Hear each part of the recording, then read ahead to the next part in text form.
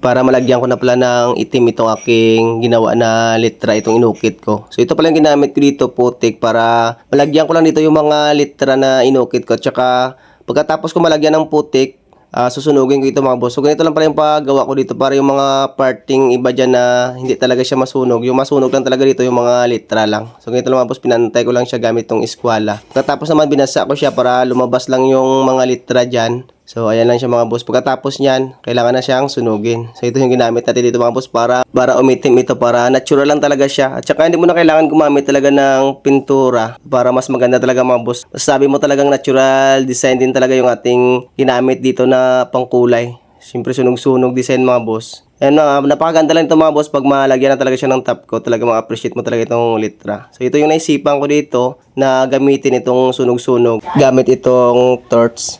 So, ayan na pala yung resulta ng aking paggawa dyan mga boss. Pagkatapos pala dyan masunog, ganito lang mga boss. Kailangan mo lang itong gamitan ng brush. At saka hindi na rin yan matanggal mga boss pag mabrush mo yung kulay niya. So, diba kung pintura yung ginamit mo dyan, tsaka nilinisan mo, siguradong matatanggal pa yung pintura.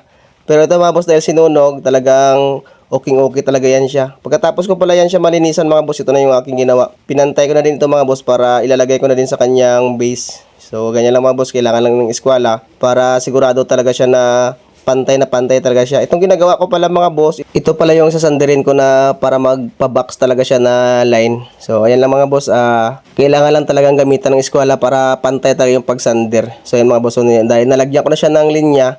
So ganyan talaga mga boss ang tirada dyan, no? Sander lang, kailangan talaga dito ng concentration para hindi talaga kung tawagin sa Ilonggo, magkiwi-kiwi itong aking ginawa.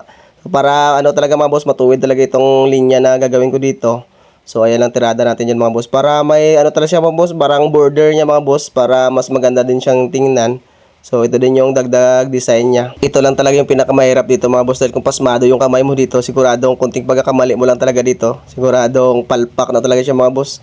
So ganyan lang mga boss, kailangan ano talaga, concentrate lang din talaga. So ayan yung ginawa ko dyan mga boss. Pagkatapos ko naman siya malagyan ng border mga boss na linya. So ito naman yung ginawa ko dito mga boss. So pinantay ko na dito mga boss dahil itong sinander ko yan. So guide yan mga boss para paglagari ko nila, ako mahirapan para matuwid talaga yung paglagari ko dyan, para mas maganda talagang tingnan. So ganyan lang mga boss, mga diskarte natin dyan. Balang ginamit ko pala ito na driftwood mga boss. Ito pala yung ori ng driftwood na Mulawi wood. Kung tawagin naman sa Tagalog, mulawin. Kung tawagin sa Bisaya, tugas. At saka nilagyan ko na rin dito mga boss ng kanyang screw bolt para hindi talaga matanggal siya mga boss, yung hindi siya matanggal dun sa ginawa kong base. So ayan lang mga tirada ko dyan sa paggawa, para sulit na sulit talaga mga boss, matibay na matibay, kahit itapon mo hindi masira. Charot lang mga boss. Bali nilagyan ko na dito ng ano mga boss, sticking, para yung nilagyan ko ng screw bolt, matago yung bolt niya mga boss. At saka sinander ko lang din yan siya. Tsaka kailangan lang siyang bapingin para mapantay talaga siya. So ganito lang mga boss, bapping lang.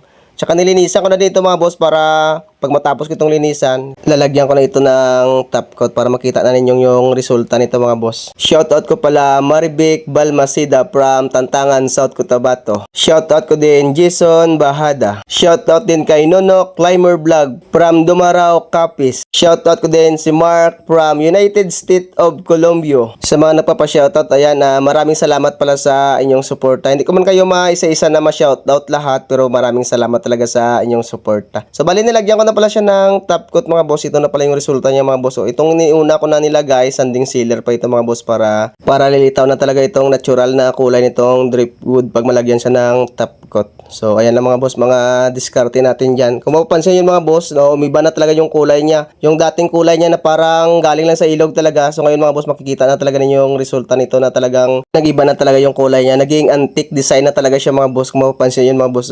Pag matapos ko naman siya malagyan ng sanding sealer, ito naman yung aking ilalagay mga boss. Ayan, top coat na siya mga boss, para kumintab na talaga siya. Ayan mga boss, bali ito na yung kanyang resulta. Ito na pala yung resulta niya mga boss, na kanyang finished product. Napakaganda talaga mga boss, dahil natural design talaga ito siya mga boss. Dito na part nyo. Tsaka ito yung natural din yung ginamit natin dito na design mga boss, walang halong pintura. Sunog design yung ginamit natin dito sa paggawa ng kanyang pangalan. So mga boss, yan lang pala yung mga paggawa ko dito mga boss. Ito naman yung sa likod niya. Yung purma niya. Talagang natural driftwood talaga siya mga boss. Ma-appreciate mo talaga na gawang driftwood. Ayan. Hanggang dito na lang mga boss. Ayan, maraming salamat sa inyong panonood at saka sa inyong suporta.